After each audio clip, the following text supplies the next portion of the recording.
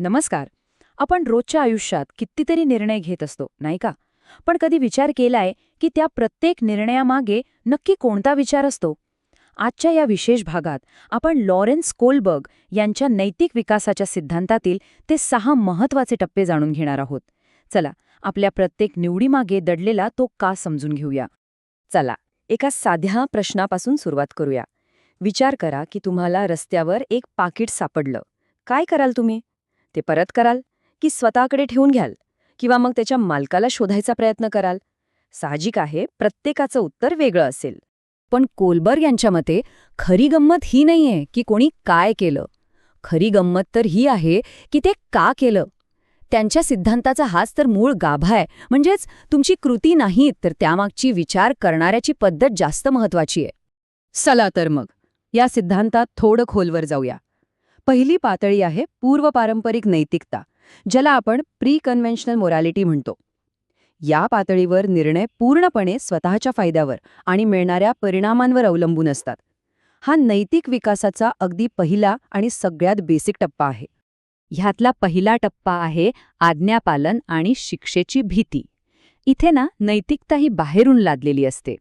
म्हणजे एखादी गोष्ट चांगली आहे की वाईट हे कशावरून ठरतं?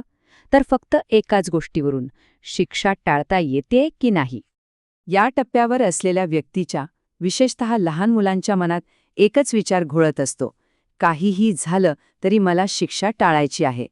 नियम मोडले तर काय होईल याच भीतीने त्यांची वागणूक ठरत असते. उदाहरणार्थ बघा, एक लहान मूल रस्ता ओलांडताना सिग्नल पाळतं. का? त्याला वाहतुकीचे नियम खूप चांगले समजलेत म्हणून? नाही, तर पोलीस काका पकडतील आणि शिक्षा होईल या भीतीने. म्हणजे इथे नैतिकता म्हणजे दुसरं तिसरं काही नसून फक्त शिक्षा टाळणं. आता येतो दुसरा टप्पा, व्यक्तिवाद आणि देवाणघेवाण, किंवा सोप्या भाषेत गिव्ह अँड टेक. इथे विचार थोडासा पुढे जातो, पण तो अजूनही स्वार्थावरच असतो. एखादी गोष्ट तेव्हाच योग्य मानली जाते जेव्हा ती स्वतःच्या गरजा पूर्ण करते. यात माझा काय फायदा हा प्रश्न सगळ्यात महत्वाचा असतो. ह्या टप्प्यातल्या विचारसरणीचा सारांश एकाच प्रश्नात दडलाय: हे करून मला काय मिळणार आहे? नैतिकता म्हणजे जणू काही एक व्यवहारच बनतो, जिथे प्रत्येक चांगल्या कामामागे काहीतरी परत मिळण्याची अपेक्षा असते. जसं की एक विद्यार्थी आपल्या मित्राला गृहपाठात मदत करायला तयार होतो, पण एका अटीवर: मी तुला मदत करतो, पण उद्या तुझा डबा माझ्यासोबत शेअर करावा लागेल. इथे नैतिकता म्हणजे एक सरळ सरळ स्वार्थी व्यवहार आहे. चला, आता आपण दुसऱ्या पातळीकडे वळूया, पारंपरिक नैतिकता म्हणजेच कन्व्हेन्शनल मोरॅलिटी. इथे नैतिक विचारांचा केंद्रबिंदू स्वतःवरून आता समाजाकडे सरकतो. आता सामाजिक नियम आणि इतरांच्या अपेक्षा जास्त महत्त्वाच्या वाटू लागतात. तिसरा टप्पा आहे चांगला मुलगा चांगली मुलगी वृत्ती. या टप्प्यावर लोकांना खुश करण्यासाठी आणि समाजात चांगले म्हणून घेण्यासाठी निर्णय घेतले जातात. चांगले संबंध टिकवणे आणि लोकांची शाब्बासकी मिळवणे हेच मुख्य ध्येय असतं. या टप्प्यातील व्यक्तीच्या मनात सतत एकच प्रश्न असतो: लोक माझ्याबद्दल काय विचार करतील? स्वतःची एक चांगली प्रतिमा तयार करणे आणि ती जपून ठेवणे, हीच इच्छाच इथल्या नैतिक वागणुकीला चालना देते. समजा एक तरुण मुलगा किंवा मुलगी एका वृद्ध व्यक्तीला रस्ता ओलांडायला मदत करते. यामागचं मुख्य कारण असं असू शकतं की आजूबाजूच्या लोकांनी त्यांना किती चांगला मुलगा आहे किंवा किती चांगली मुलगी आहे असं म्हणावं. इथे नैतिकता म्हणजे सामाजिक मान्यता मिळवणे. आता येतो चौथा टप्पा, कायदा आणि सुव्यवस्था. ह्या टप्प्यावर व्यक्तीला वाटतं की नियम, कायदे आणि कर्तव्य ही सामाजिक सुव्यवस्था टिकवण्यासाठी अत्यंत आवश्यक आहेत. चूक आणि बरोबर काय हे फक्त ठरलेल्या नियमांनुसारच ठरवलं जातं, दुसरं काही नाही. ह्या टप्प्यातील विचार एकदम स्पष्ट असतो: नियम म्हणजे नियम आणि ते पाळलेच पाहिजेत. समाजाची व्यवस्था टिकवायची असेल तर कायद्याचं पालन करणं हे प्रत्येकाचं कर्तव्य आहे, अशी ठाम भूमिका इथे घेतली जाते. याचं एक उत्तम उदाहरण म्हणजे एक दुचाकीस्वार हेल्मेट घालतो. का? कारण तो कायदा आहे आणि कायद्याचं पालन केलंच पाहिजे. विषय संपला. इथे नैतिकता म्हणजे कर्तव्य, जबाबदारी आणि नियमांचा आदर. आणि आता आपण पोहोचलो आहोत सर्वोच्च पातळीवर, उत्तर पारंपरिक नैतिकता म्हणजेच पोस्ट कन्व्हेन्शनल मोरॅलिटी. इथे विचार अमूर्त तत्वांवर आणि स्वतःच्या सदस्यद्विवेक बुद्धीवर आधारित असतो.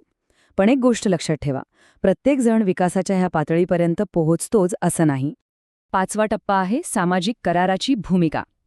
इथे व्यक्तीला हे समजतं की कायदे हे समाजाच्या भल्यासाठीच बनवलेले सामाजिक करार आहेत.